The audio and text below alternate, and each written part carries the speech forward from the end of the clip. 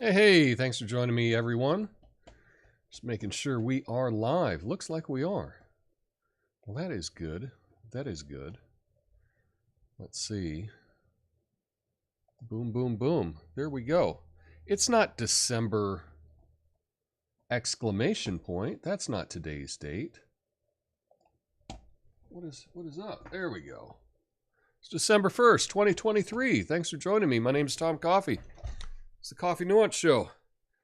We're streaming live right now on YouTube and Rumble, rumble.com/coffeenuance/live. Just bookmark it. It's the easiest way to find the show. Yeah, we got a number of people joining us. Be sure to stick around for the after show. I'll be going through all your comments on Rumble and on YouTube. But today, yes, let us get to it. Let's talk about statistics. You know, those numbers that politicians love to throw around like confetti at a parade. They'll tell you crime is down, the economy's up, everything's peachy keen. But here's the thing. Stats are like a bikini. What they reveal is suggestive. What they conceal is vital. Take crime rates, for example. We've got politicians telling us, oh, crime? It's at its lowest in 50 years. Really? Well, that's like saying I'm in the best shape of my life without mentioning I stopped standing on a scale. You stop recording crime, surprise, surprise, the numbers magically drop. It's like trying to lose weight by avoiding the mirror. Doesn't work. And you know who's to blame for the statistical sleight of hand? It's the district attorneys who think letting criminals off the hook is the new black. Yeah. You stop prosecuting, the cops stop arresting, and voila, crime rates plummet. Yeah, it's like playing hide and seek, but pretending you're not looking for anybody. So, Gavin Newsom, governor, California. Here you're claiming crime is lower than a trust in Jussie Smollett, right? But let's not forget, if you're not counting the crimes, then how are we supposed to trust those stats? It's like trying to win a staring contest with blindfold on. Conclusion, folks, statistics, like a bikini. Be wary of what they're hiding underneath. Remember, if you stop recording crime, it's not because crime disappeared. It's because someone hit the pause button on reality. And that, my friends, is about as reliable as corporate media is unbiased. My name's Tom Coffey. This is the Coffee Nuance Show. Best censored commentary and news show live. Right now, flame on.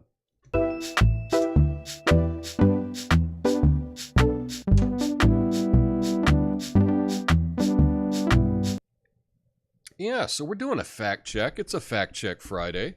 Thought I'd start out with something that was from the debate last night. You may have heard this.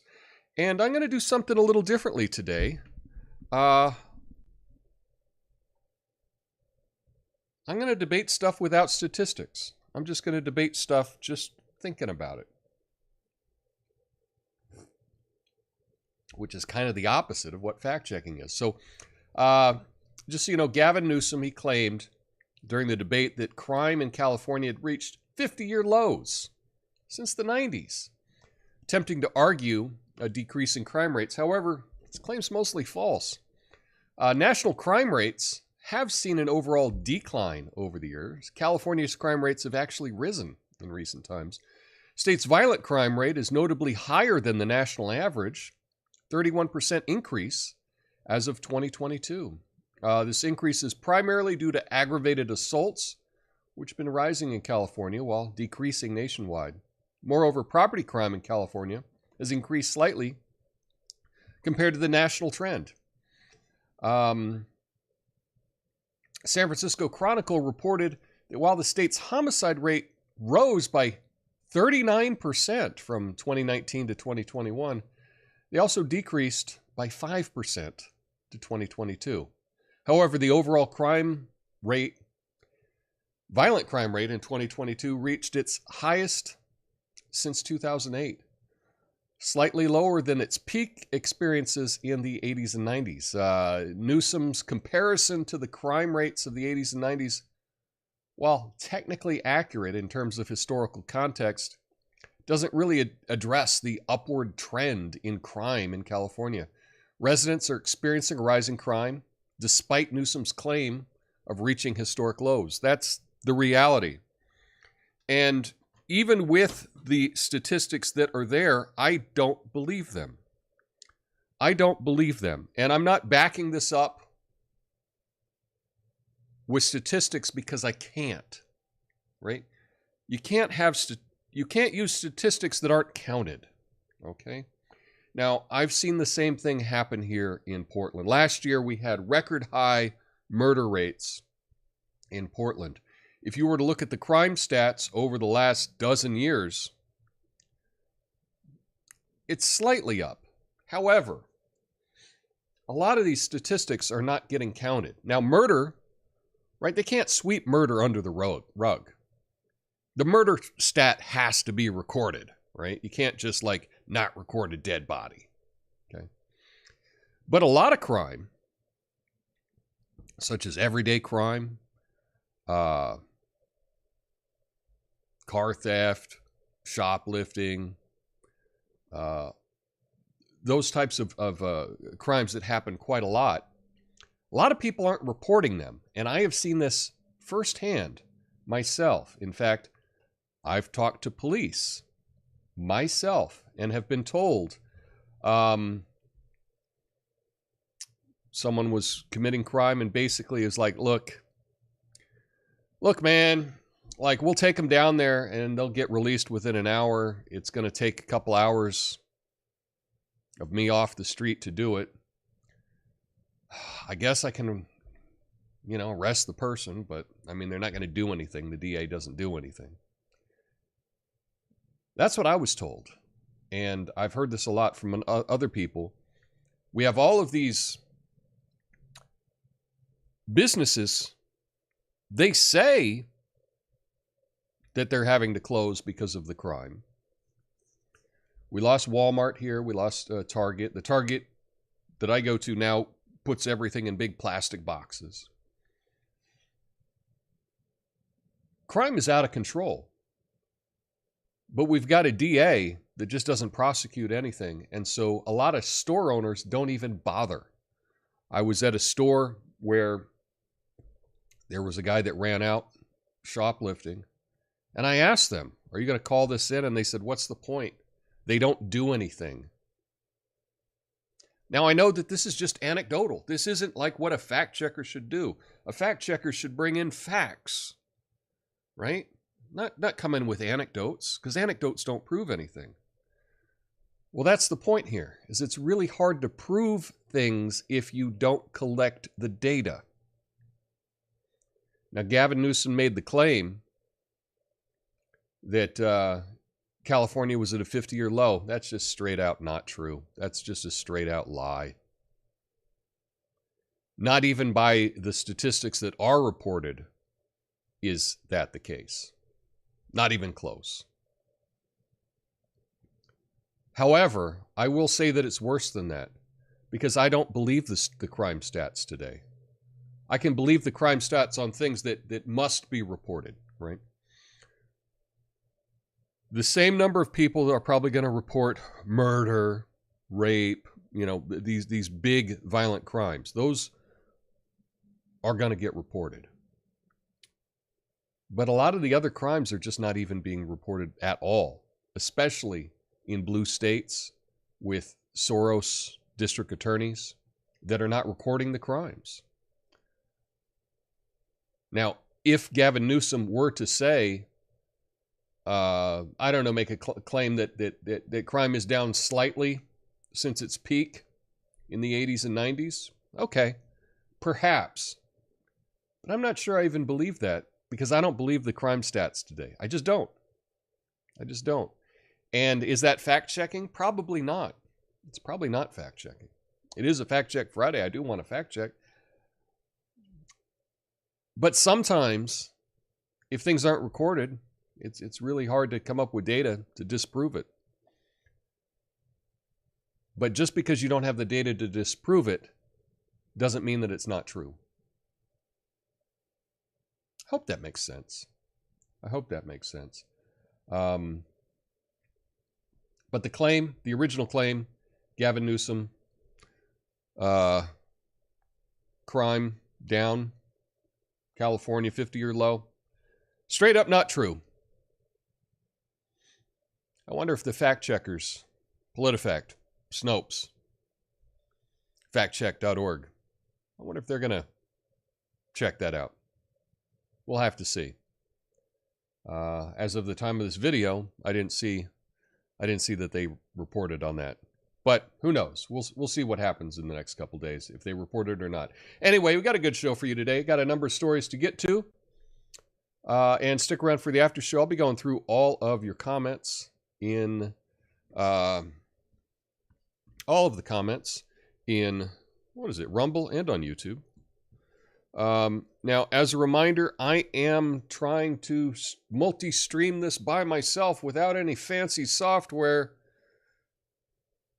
Still working on getting the settings right, so there's a chance that this thing just starts buffering.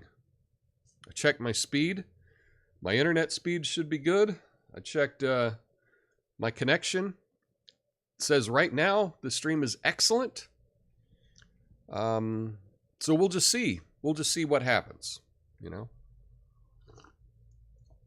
But just so you know,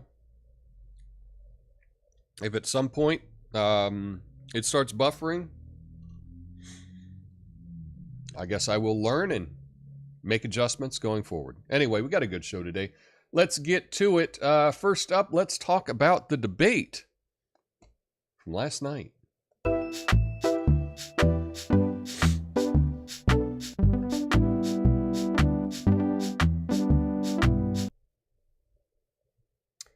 Yeah, Fox News debate between California Governor Gavin Newsom, Florida Ron DeSantis, offered a glimpse into a hypothetical 2024 scenario between, you know, if there weren't Biden or Trump. Now, Newsom defended Biden's policies, and DeSantis used the platform to boost his ailing political prospects.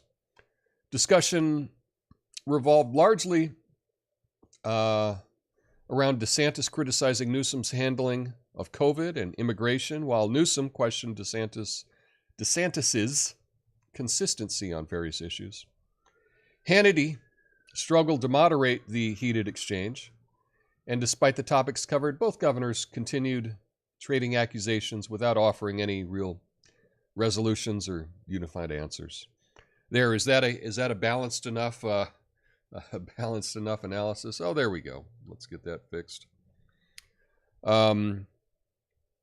Here's my take on it. Here's my take on the thing. I was shocked, actually.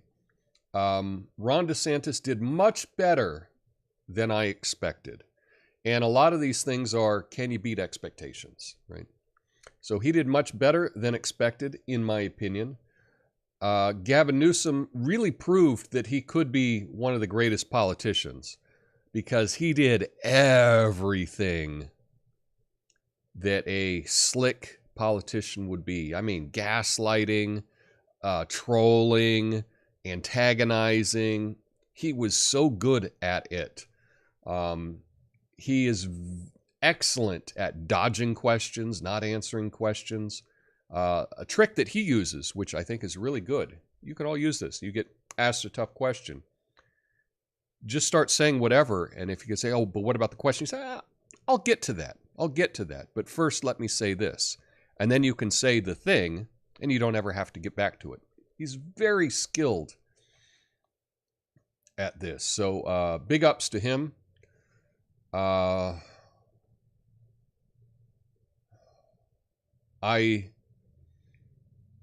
do think that DeSantis did a much better job, and it's too bad that DeSantis couldn't learn how to present himself publicly well prior to running for president. That's something that if you want to be a politician, you need to work on. And there's lots of different ways that you could work on it, but you really need to practice your presentation style, especially if you want to be president, right? Gavin Newsom's got it down, even though I don't like him at all. I don't trust a word he says. But boy, he can deliver it with confidence. That's for sure. So did you check out the debate? Let me know what you thought of it.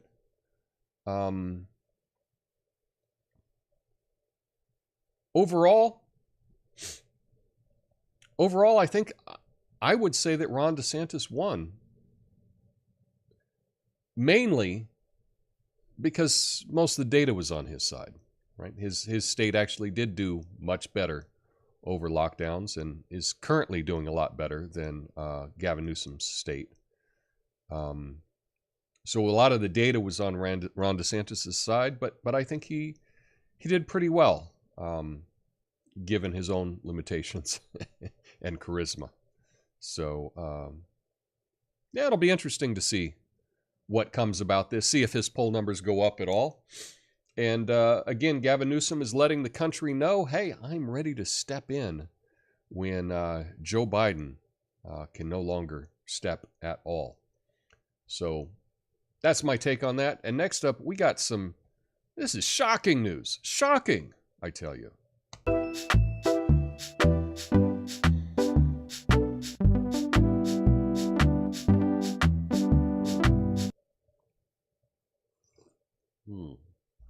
United States plans to land the Astrobotic-built spacecraft. Peregrine. Peregrine? I should know how to say that word. Why don't I look this stuff up before I go live? Anyway, on the moon on January 25th, the mission, part of NASA's CLPS program involving private companies, aims to study the lunar environment. The launch is scheduled for December 24th using ULA's Vulcan Centaur rocket from Florida. The initiative follows previous unsuccessful attempts by other companies. Alongside Astrobotic, NASA collaborates with other firms to develop a commercial lunar infrastructure, supporting its Artemis program to establish a moon base. And I got to say, wow, I had no idea that the U.S. was going back to the moon. You like that little AI-generated thing here? Isn't that fun? Well, planting a flower on the moon. Aw. Ridiculous-looking American flag there. Yeah. What are you going to do? I didn't know anything about this, and it's going to happen this month. They're launching this month, Christmas Eve. That's exciting. That's something to get excited about. We're going back after 50 years or whatever. It's been a while. It's been a while going back to the moon. Now, I don't think there's any people on this mission, but going to the moon's surface, that's kind of a big deal. Man, if I were president, I'd be touting this. I'd be avoiding all the controversial issues of the day, and I've been saying, hey, did you hear? We're going back to the moon. That's what I'd be doing. But, and again, no one's really listening to my advice. Let's, speaking of that, we got this.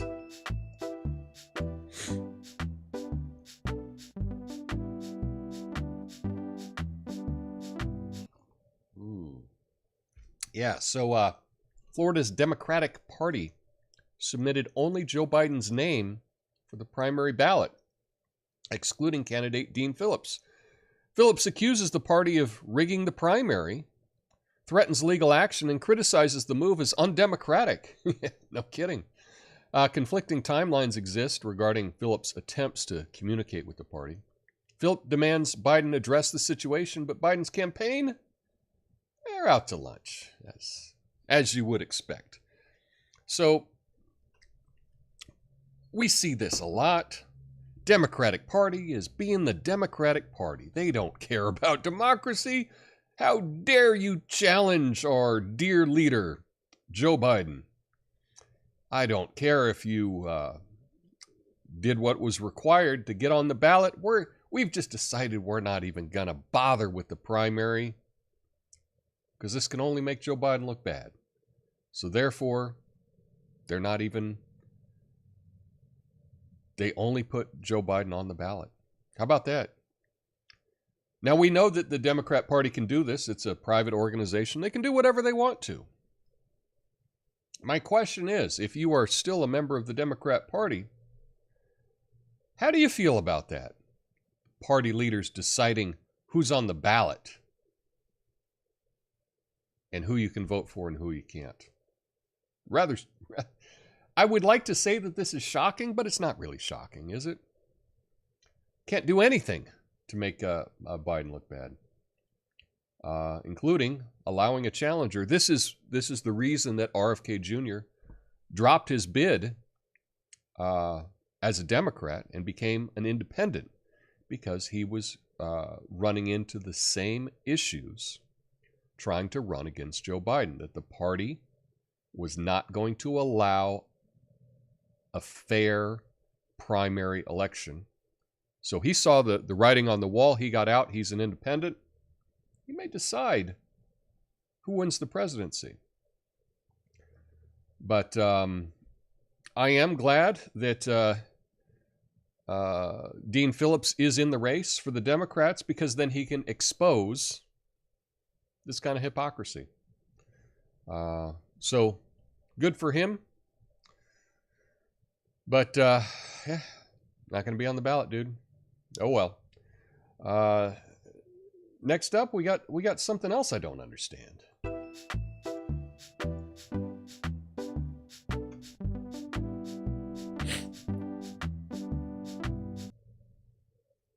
Yeah. Judge denied Texas's request to stop Border Patrol from cutting wire along the Rio Grande to prevent illegal crossings. Judge Aaliyah Moses criticized the agent's actions, but didn't find proof of federal law violation. She questioned why migrants can't use official entry points. Texas sued, claiming damage to state property. The case is now at the Fifth Circuit Court. Reports highlighted injuries caused by the wires, including some bad stuff that happened and a kid fainting in high temperatures while attempting to cross. Well, this is kind of insane that some people trying to cross where there was razor wire got hurt, so the feds are now cutting down the wire. Does this make any sense to you at all? How do you think that this would fare, let's say, around Gaza and Israel? You know? Well, people coming over were hurt, so we had to take down the barriers. Exactly whose side are the feds on here? That they're cutting down border fence? And again, that is true. I mean, you can just go to the port of entry. If you're seeking asylum, go to the port of entry, check in. I don't get this at all. Unless the only explanation, I guess I'm not creative enough to come up with an explanation other than wanting to destroy the country. That's what it looks like to me.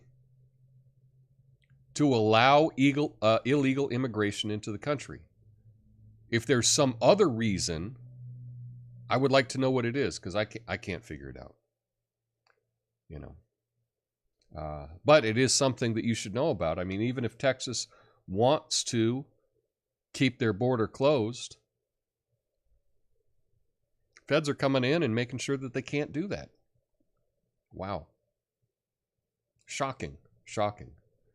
I would like to get every single politician on the record about issues like this. Where do you stand on this?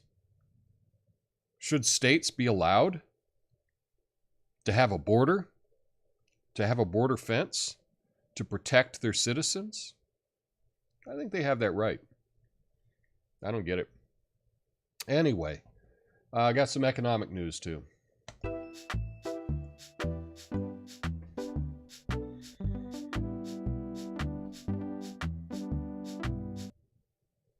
Okay. There we go. There we go. Well, JP Morgan's CEO, Jamie Dimon, warns of a looming recession due to potential interest rate hikes despite slowing inflation. He and hedge fund titan Bill Ackman suggest rate cuts may be necessary to avoid a severe economic downturn. Federal Reserve, however, has kept rates high, causing a divide among economists about the economy's direction. Traders aren't fully expecting rate cuts until mid-2024, despite concerns raised by Dimon and Ackman. So this is just interesting to hear about the looming talk about, is this going to be a soft landing? Is this going to, are we going into recession? But I do think that you have to fully consider that we may be going into a recession if Jamie Dimon, JP Morgan Chase, right? If this is what he's saying, he is one that can read the tea leaves, and he is often correct in his assessments on these issues. So it is something to consider. Going into recession, what can I do to make sure to take care of myself and my family the best I can going into recession? There might be different advice than if you didn't know that we were going into recession. So something to keep in mind right now. But you know what? It's a Friday. We need some good news. So let's get to the good news of the day.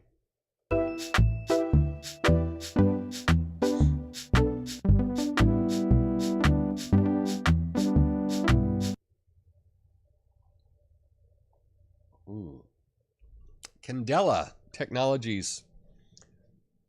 Candela P-12 is the world's first electric flying passenger ship set to transform Stockholm's water transportation. Top speed of 30 knots in a 50 nautical mile range.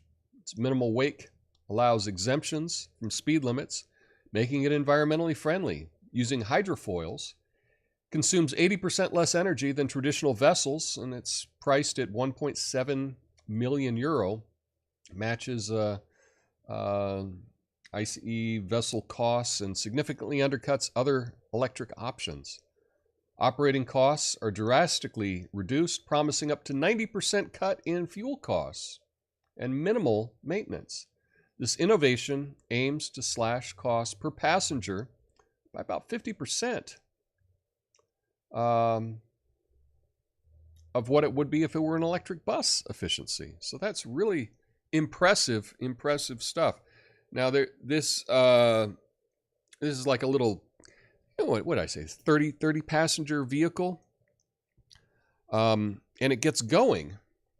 This is fully electric, and it gets going, and then it, the hydrofoil lifts the whole thing off the water. Really cool. Really cool to see this thing go. In fact, yeah. So that's kind of neat, and also the idea of just having an electric little shuttle. I haven't seen that before in a boat. I do also like the idea that these hydrofoils, they get up there and then they don't, they're not putting out a lot of wake on the vehicles. I tell you, as someone that kayaks, kayak downtown Portland, and they got some jet boats, they got some other boats that just come flying through, and they really make lots of waves.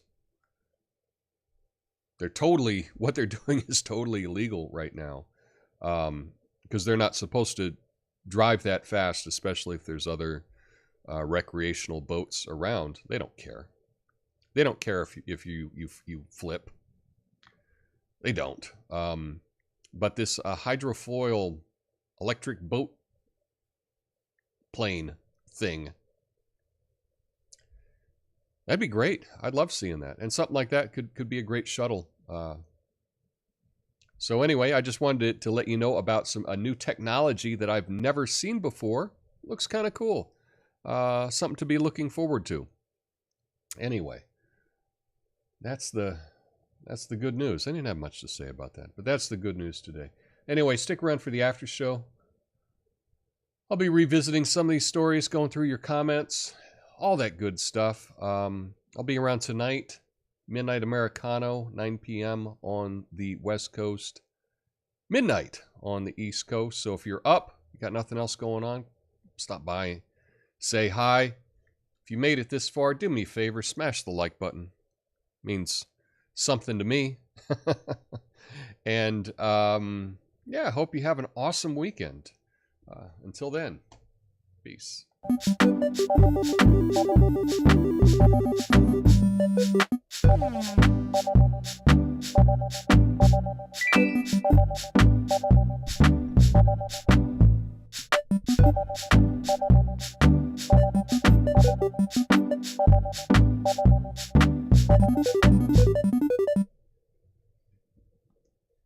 for sticking around, y'all. Hashtag Rumble Gang. What's up, Apothecary John? Ox says, bikini statistics keep the streets safe. And knowing is half the battle. Yeah, how you count, what you count. If you count something as one incident, several, or don't count it at all. Exactly. If Gavin can just make a claim by only assertion of it without supporting evidence, then your debunking was based on at least as much evidence as his claim. Yeah, pretty much. Pretty much. Alan Durrell, cheers. Does Diamond read the tea leaves, or does he place them to where he wants them to be? Well, probably a little bit of both.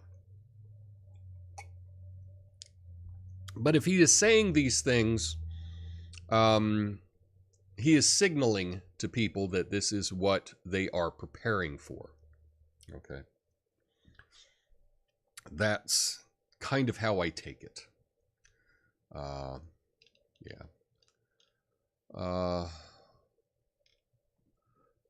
Jesse says, it is unusual for candidates from different parties debate. I thought the major parties had a bunch of rules. I'm glad to see open discussion. I would like to see RFK debate other candidates. I would too as well, Jesse. So yeah, they do have rules like that. For example, I know that there were a couple Republicans that were going to have a little, like a mini debate. And the RNC jumped in and said, no, you can't do that. I'm trying to remember who it was, but it was it was Ramaswamy and someone else. We're going to have a mini debate, I guess. And the RNC just put the kibosh on that. Uh-oh. Oh, no.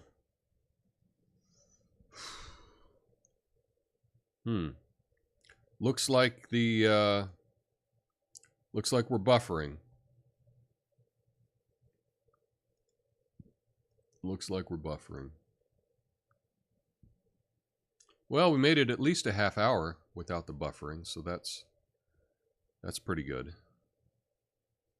That's pretty good. But there's nothing I can do about that. Anyway, let's see what else. I want to see Dr. Peter Hotez debate Aaron Siri. Dr. Peter Hotez is not going to debate anybody. He's a sham. Look at the moon. It's the moon. Yeah. That would still be controversial because some people think we didn't land on the moon. Some people think that. Some people think a lot of things. Yeah, it's Jesse says, the undemocratic party. It doesn't seem very democratic to me, does it? No. I don't know what to believe. I don't really care enough about it. I get it. I'm with you there.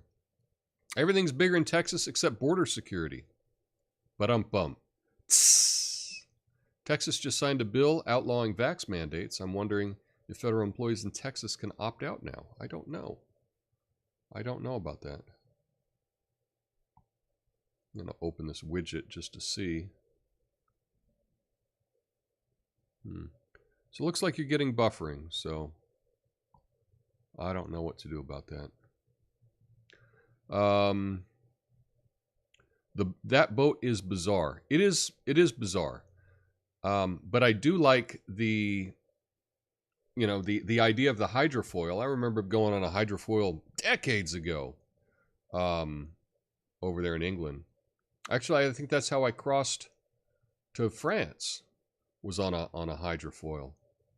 That was pretty cool. It raises the whole thing up, and then it can go across the water with less resistance. Very cool. I wonder what would happen to a person in a kayak if that boat went over them. Would the magnetism be harmful? Does it depend if the person had hardware, artificial knee, etc.? I am not aware that there are magnets in the hydrofoil. It is mainly, I think, fans that are blowing down and raising it up. I don't know that there's any magnetism about it.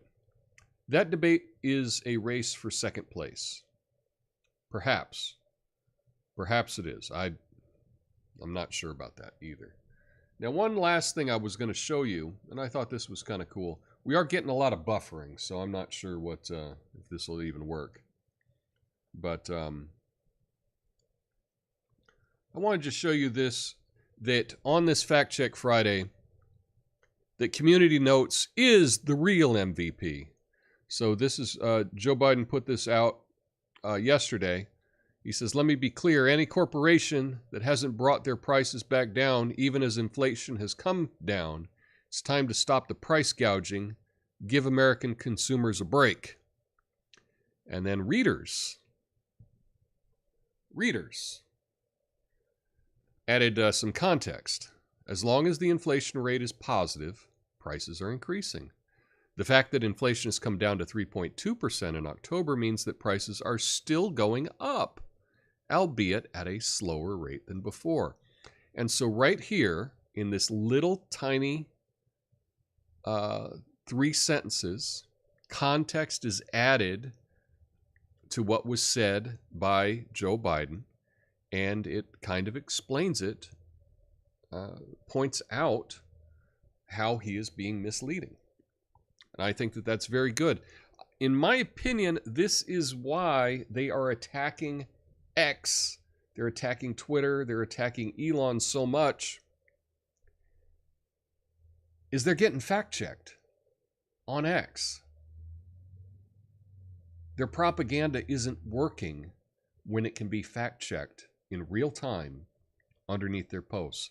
And they can't stand it. The corporate media can't stand it that they're not allowed to just put out their BS lies without being fact-checked by the community.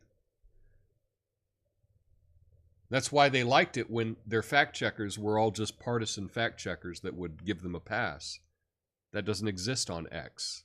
And I believe, in my opinion, that's why they're trying so hard to destroy it. Because,